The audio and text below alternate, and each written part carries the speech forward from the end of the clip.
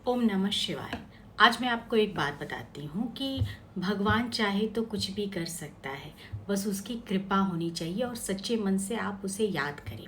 एक बार की बात है कि जब पांडव वनवास के समय जंगल में थे और द्रौपदी के पास एक अक्षय पात्र था। मतलब उसमें भोजन सबको वो खिला सकती थी वो चाहे तो, लेकिन उसको आखिरी में खाना चाहिए। अगर वो पहले खा ली तो उस अक्षय पात्र का भोजन खत्म हो जाता था। इसी तरह उनका जीवन चल रहा था, उनका वनवास काल चल रहा था। एक बार दुर्योधन को एक चीज सूझी और उसने ऋषि दुर्वासा और उनके 100 शिष्यों को कहा कि जाइए जंगल में पांडवों से मिलिए, और पांडवों के पास भेज दिया। उस दिन भी यही हुआ। उस दिन पांडवों ने अपना खाना खाया और उस दिन द्रौपदी ने पहले खाना खा लिया। तो अक्षय पात्र में द्रौपदी के खाने के बाद खाना नहीं बचता था, इसीलिए द्रौपदी सबको खिलाने के बाद सबसे आखिर में खाया करती थी वनवास के समय। तो जब ऋषि दुर्वासा अपने शिष्यों के साथ पहुंचे और उन्होंने युधिष्ठिर से कहा कि हम स्नान करके आते हैं और हमारे लिए खाना तैयार रखना। पांडव घर पे जाते हैं, द्रौपदी को बताते हैं, पर द्रौपदी ने कहा कि मैं तो खाना खा चुकी हूँ, अब अक्षय पात्र से खाना एकत्रित नहीं हो सकता।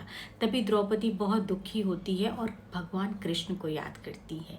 और ऐसी ही भगवान की लीला कि भगवान कृष्ण कहीं से करते हुए उनके पास पहुंच जाते हैं और कहते हैं कि क्या हुआ। तब द्रौपदी कहती है कि भगवान ऋषि दुर्वासा अपने शिष्यों के साथ आ रहे हैं भोजन करने के लिए, पर मेरे पास तो भोजन नहीं है। मेरे खाने के बाद अक्षय पात्र में से भोजन पैदा ही नहीं होता।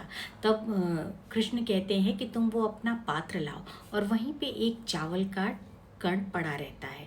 और भगवान कृष्ण जैसे ही वो चावल खाते जाते हैं, वहाँ ऋषियों के पेट अपने आप भरते जाते हैं। वहाँ ऋषि नहा कर निकलते हैं स्नान करके, ऋषि के पेट अपने आप ही भरे गए रहते हैं। पर ऋषि चाहते हैं कि ये बात पांडवों को पता ना चले, इसलिए वो नहा करके वहीं से वहीं निकल जाते हैं। और द्रौपदी और सभी पांडव कृष्ण का धन्यवाद करते हैं। तो कहते हैं कि आप जब भगवान को सच्चे मन से पुकारते हैं तो भगवान आपके लिए हमेशा उपस्थित हो सकते हैं। बस आपकी श्रद्धा सच्ची होनी चाहिए। ओम नमः शिवाय।